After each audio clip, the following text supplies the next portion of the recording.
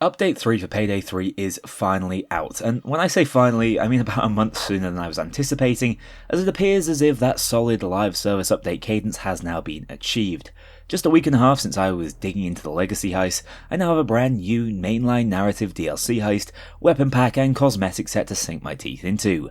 Syntax Error is a fairly sizable expansion containing a fully fledged heist that brings new mechanics and is already competing to be the best stealth and loud heists in the game simultaneously, as well as 3 new weapons, all of which feel viable and fun from my initial testing. Outside of all the DLC stuff, this update also brings with it a new powerful skill line to buff tools, especially the previously underpowered ECM jammer, an expansion to the armor system with the addition of armor repair kits, and a set of much needed newly purchasable mass cosmetics.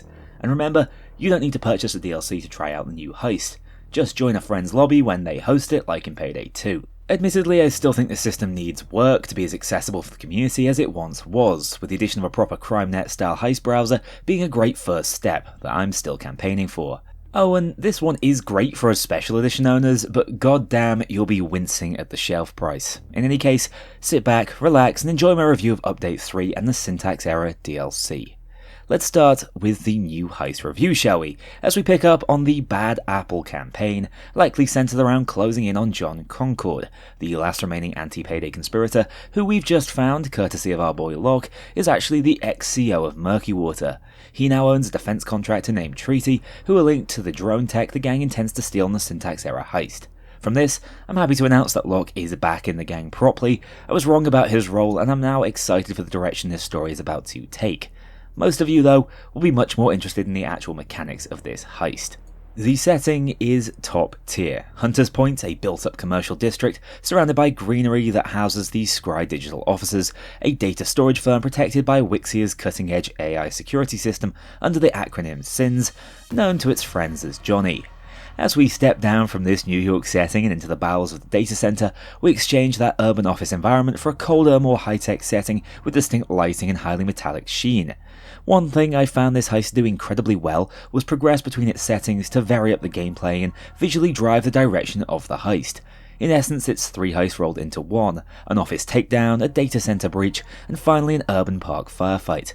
This is probably about as close to a multi-day heist as we're going to get for the moment, as each environment feels truly unique, giving this heist a much more expansive feel to it. Running through the objectives, if you choose to go loud immediately, you'll need to breach your way into the basement storage area whilst fighting against the AI's constant disruption. Once inside, you'll need to locate a red keycard, which is probably the only part of the objective loop that's poorly signposted, to gain access to the SINS control center, needing to shut down the disruptive AI before you can access all the server rooms for decryption. Johnny is fully voiced and managed to give off these 2001 A Space Odyssey vibes that I really appreciate, meaning it feels like you're actually fighting against an intelligent AI instead of just hacking terminals. As you try to enable shutdown protocol, it will struggle against you, forcing the gang to disable its cooling systems to shut it down for good. This is an excellent back and forth, and the close quarters combat area is a ton of fun to play around in, with cops swarming from all sides. It's around this stage in the heist that Techies, the new enemy unit, will also start to spawn in, creating even more chaos as soon as they do, as the drones are more than just a little bit of a nuisance, flying over cover, requiring more accurate aiming to take down, and generally acting as a threat that needs dealing with. ECMs or the Scrambler line can help with this, allowing you to take them all offline for a period or convert them to your side. But I'd still say that seeking out the techie will be your first priority as soon as you see your screen start to glitch and flicker, indicating they're nearby. Their spawn locations seem very fixed, so once you know what to look out for, they'll become less of a problem, but on harder difficulties, where you don't have complete freedom to run around the heist, these guys can be seriously disruptive, and I'm intrigued to see how well they fit into all the other heists in the game as things develop. Once SINS is down though, you just need to rummage your way through the server storage areas to locate and decrypt the servers with the drone system intel. This is effectively another fetch and hack objective, but the attention to detail in Payday 3 is what really shines through, as once you've emptied out a compartment, the floor will turn red to indicate you can move on.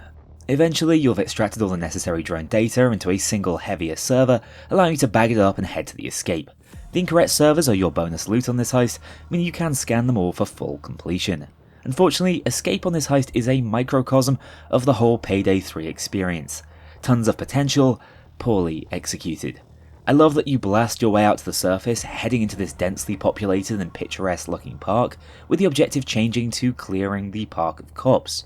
Conceptually, this is amazing, with Bile getting closer to landing as long as you keep the SWATs out of his zone, a real epic tower defense style conclusion. The problem in my eyes is that this bar takes an age to fill, and the cop spawns are miserably slow, meaning instead of a fast-paced final charge that gets the blood pumping, we're left with a lousy holdout that far exceeds its welcome as we stagger to victory. The intensity just isn't there at all in my opinion, but if it was added in the future, this has the potential to become my favourite exfiltration sequence in the entire franchise. Moving on to stealth, I think they've almost nailed the Payday 3 formula with this one. Casing mode can still be used, but isn't massively overpowered as you'll need to work out a way to reach the upper floors of the front offices, both to turn off the metal detector and locate the keypad code. You can use vents, QR codes, or just a bit of guile to get this done, enabling simple access to the lower floors. Once down there, you'll be greeted by SINs and the stack servers. Instead of going directly for the AI, you'll need to work around it, finding different ways into the separate areas. This can be as simple as scanning a QR code, but it can also mean climbing up through the vents to drop down inside them, extending platforms with metal parts you found within the heist, and hacking them open individually, directly from the SIN's mainframe. This is really satisfying and draws on some of Payday 3's best stealth mechanics. The interesting traversal and multi-option stealth design is top tier in this instance. As you did in Loud, you simply need to decrypt the servers to locate those pertaining to the drone tech, avoiding the cameras, patrolling guards and drones themselves, meaning you really will need to be precise in your movement.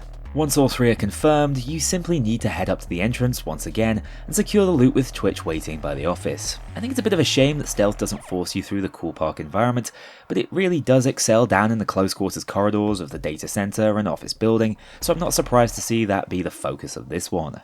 Both playstyles should see you finishing up the heist in between 10 and 20 minutes, depending on how thorough you want to be with the extra loot, which is roughly what we came to expect from recent Payday 2 heist DLCs, although with the new pricing model, that's about $1 a minute. Overall, I think this heist really does add something worthwhile to the game. It has greater depth than most of Payday 3's launch heists, and I find that all the experimental mechanics really do land, especially in stealth. As for Loud, the environments and in-heist storytelling is excellent, the map is really well built for combat too, it just seems to struggle slightly in terms of pacing at the beginning and end of the heist, which keeps it from being the instant classic it so nearly is. It sort of goes without saying at this point, Gustavo's music is incredible. What I think he does better than nearly anyone who's worked on the Payday franchise previously is theme the song to the gameplay and setting, and this upbeat techno track suits Syntax Error perfectly.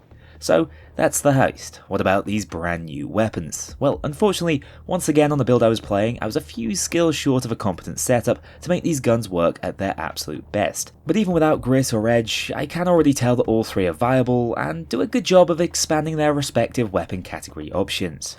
The FSA 12 gauge is a street sweeper of a semi-auto shotgun that is a blast to play with. I couldn't seem to get a one-shot kill with it, but again, that might be possible with skills. But regardless, its ability to constantly two-shot at close to even medium range is pretty damn good. You can absolutely tear through rooms with this thing, but my initial impressions are that it won't be the world beater, something like the ISMA once was in Payday 2. The War 45 is the new SMG added in this update, which lurks to act as a nice bridge between the SMG and assault rifle class. From the 1 or 2 heists I've used it on, I think this is where the meta value might lie within this weapon DLC. This thing handles incredibly well, which paired with its great damage means it's immensely deadly in almost all ranges. I know SMGs aren't the most popular class at the moment, especially with the old Ziv Commando dragging the rest down, but I think most rifle lovers are going to get a huge kick out of this one. It feels great to fire, is comfortably the most lethal weapon in the category, and although it trades off a fair chunk of its SMG fire rate, I've just found that to make it even easier to control and land consistent headshots with. If you like ammo efficient, powerful, fully auto weapons in your heisting game, I'm guessing the War will be for you. But again, a quick disclaimer, I will be doing more testing around builds and breakpoints in the near future. Finally, from the 3 new weapons, we have the FIK-22 TLR Marksman Rifle. As you might pick up from the name, it's a bit of a BB gun, dropping a lot of upfront stopping power that you'd expect from the weapon class, in favour of some excellent handling stats, giving you a more consistent single-shot AR if you prefer to spam down range a bit more. Personally, I actually enjoyed using this thing and found it quite satisfying to quick fire into large groups of SWATs without feeling guilty for my lack of trigger discipline and missed headshot multipliers, as I might with the SA. Unfortunately, this thing actually deals less damage than the VF7S, meaning even with edge, it's unlikely to ever hit that one-shot kill threshold that makes these higher damage weapons so strong. Being stuck as a 2-shot headshot weapon will probably hold this gun back on most tier lists, as I think I'd rather just use the AK if I know I'm looking for more consistently spammable damage and I'm losing my ability to one-shot kill. I'm not writing this thing's viability off just yet, but one-shot kill thresholds are important in Payday 3, so missing that while still being a single-shot weapon does give the FIK-22 quite a mountain to climb. This might be a gun that needs to be built around to get the most out of it. Of course, I'll be reviewing these weapons in greater detail once we know more about what they can do with further testing. Regardless of their stats and feel, what I do want to point out is the extra love that has gone to crafting their animations. They all have these fancy new unique inspect animations which caught me completely off guard, and I think the team has gone the extra mile with reloads too. Just look at the attention to detail in how the war makes use of an actual mag to pull back the rail. Realism be damned, I find this kinda cool. Alongside the 3 new weapons, the weapon pack comes with a new USB charm called the Whistleblower and a blue screen of death sticker, both of which feel like higher quality cosmetics than what we have in the base game. Speaking of cosmetics, the Syntax Error Tailor Pack is the final paid element of this update and includes 4 masks, 4 outfits and 4 pairs of gloves. These were all automatically added to my inventory without needing to purchase them for in-game currency.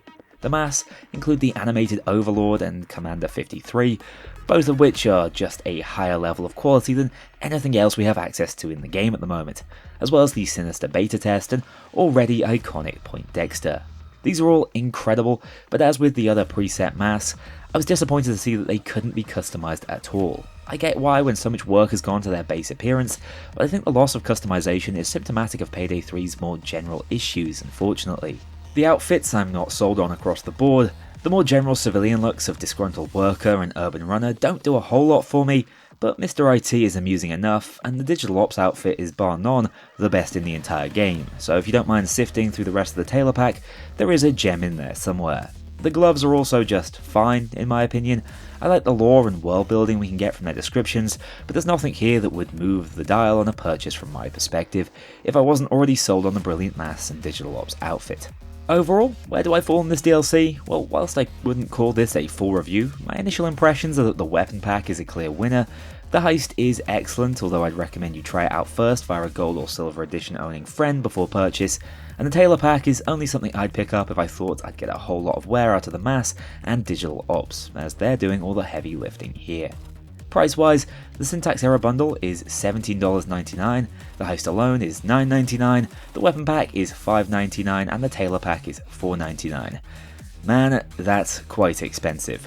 It's fine for most owners of the special editions, but damn, Starbreeze priced each heist at $5 on launch, if you want to look at it that way. $10 for just the one is a very hard sell. My call at this point will be to stick to the weapons if you're after any semblance of value for money. Moving on from the paid stuff at last, let's talk about all the free additions and balance changes in this update. First up, the most exciting and tangible free element is the Scrambler skill line. This one is focused around hacking drones, placing tools and buffing your ECM jammers. Unlike Transporter, I don't see this one becoming the absolute meta, although some of these skills for stealth are certainly top tier. I'm happy to see that it looks like you'll need to actually make some build sacrifices now in stealth, instead of being able to just grab everything that's useful. The hacking mechanic feels slightly weak in loud gameplay due to how much damage you'll probably take from the drone during the process, but the ECM skills are really cool and have buffed the tool to the top of its respective tier list in my opinion. Obviously, this line will become stronger as the techies are rolled out across all heists, but for right now I'd say stealth players should be the ones taking notes and rushing to unlock this line at the moment. The other tangible free addition is the set of 3 masks added in the update. The Raider is this more realistic face protector that has just the right intimidation factor. The Shroud is a ghostly blank canvas with lots of room for customization, and the Eyes of Shaggoth is Lovecraftian horror that's pretty much unlike any other mask in the game. All of these can actually be painted and customized, which is a huge boon, and are honestly DLC quality. You should check them out before rushing to purchase the Tailor Pack, in my opinion. Outside of these additions, there have been a multitude of balance changes, bug fixes and mechanical tweaks.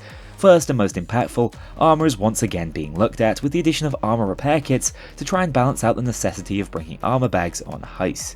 These things work differently to regular plates though. Instead of being single plate drops, they will instead just repair the broken portion of your active plate.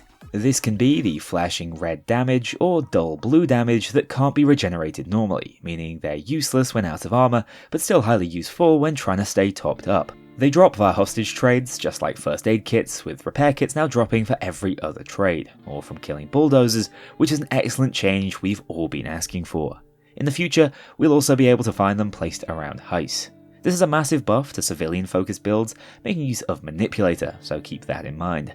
I think armor is in a better place now, but I'd still love to have more ways to earn back armor in the future to again reward more aggressive playstyles.